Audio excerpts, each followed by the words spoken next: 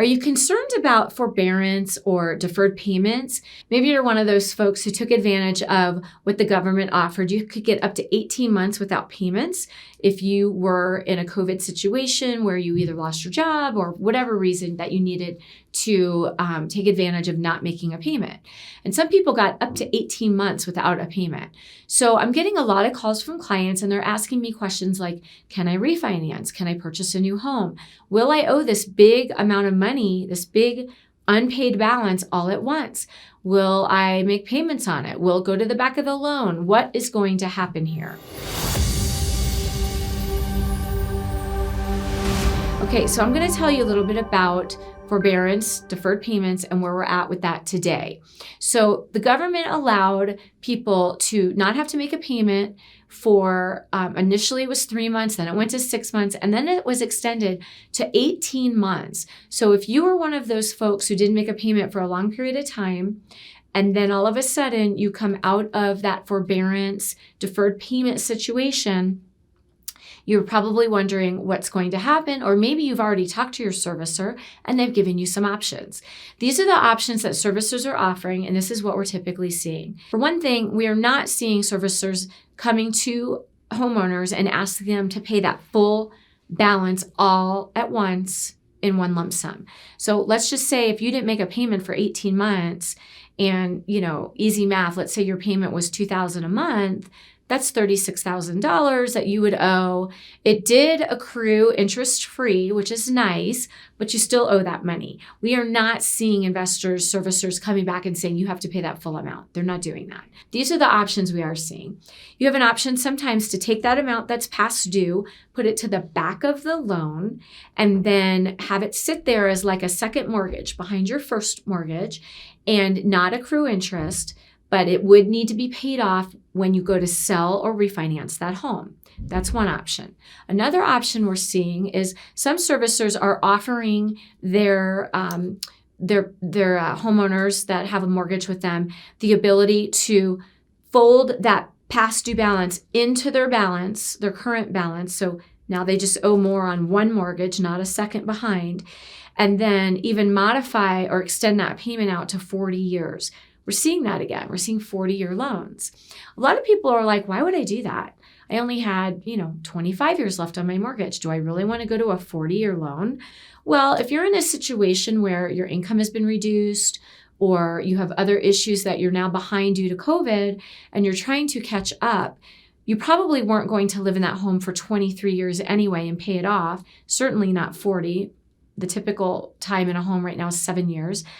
But you may just need that reduced payment to stay in that home for a period of time, get caught up, and then maybe sell down the road. So it might make sense. I'm not saying it does in every situation, but it could potentially make sense to enable you to take the amount of money you owe, get it back into the mortgage, lower your payment, stay in that home for a period of time, and then sell down the road when you are in the position to do that. The third thing that we are seeing is that some people are just taking that past due amount and putting it into its own little payment plan. So for the next, 1 year, we're going to pay X amount per month until we get caught up and pay that off. That's another option. So we're seeing lots of options with what you can do in order to pay back that back amount of money. Now, one of the things that I am getting calls on is there are people that maybe have multiple properties and maybe they took advantage of forbearance / deferred payments on one of their rental properties or on a second home. And now they want to purchase another home. Well, one of the rules for the whole forbearance and then being able to get back into a new mortgage is that if you come out of forbearance and you are now back into normal payment streams, you have to make 3 full payments, and it has to be 3 months past the time you went back into repayment before you can do a new mortgage on another property or even that property. So, example, let's say somebody came out of forbearance in October and they made their first of 3 payments in November. They'd have to make November, December, and January before they could close on a new mortgage. They cannot make all 3 in November. They still can't close until that 3rd month has passed. So that is one of the things that I think people are surprised about, but it's very important because there's one additional piece to this. Sometimes you have to pay a month's payment while you're getting reinstated. So it could be that in October, if you already had 18 months deferred, you can't have a 19th month not paid. You can't get into a 19th month status. No more than 18 months unpaid. That's the government, that's the guideline. So if you are now into, let's say you're past your 18th month, you're in that 19th month and you're reinstating that mortgage, you might need to make a payment while the reinstatement is happening, and that may not count towards your 3 payments. So you would have to talk to your lender. We'd have to look at what has happened, but I've had several of those where it came out in October, they were reinstating in November, and in fact, even though they made a payment in November, the 3 months didn't start until December, January, February. We can close the loan in February.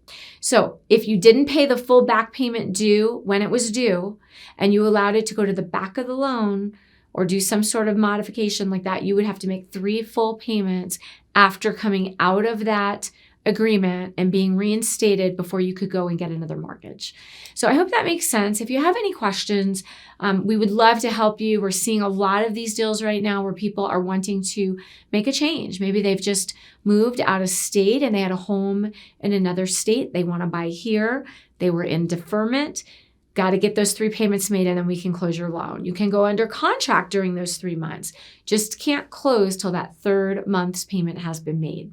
So again, if you paid the full amount that was past due all at once and didn't go into a reinstatement plan, this does not apply to you. This is if you allowed that back amount due to go to the back of your loan or, modified your loan or something like that.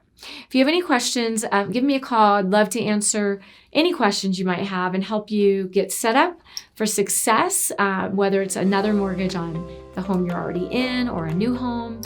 Give us a call. We'd love to help you. Michelle Oddo, the Oddo Group, Illuminate Home Loans. Thanks.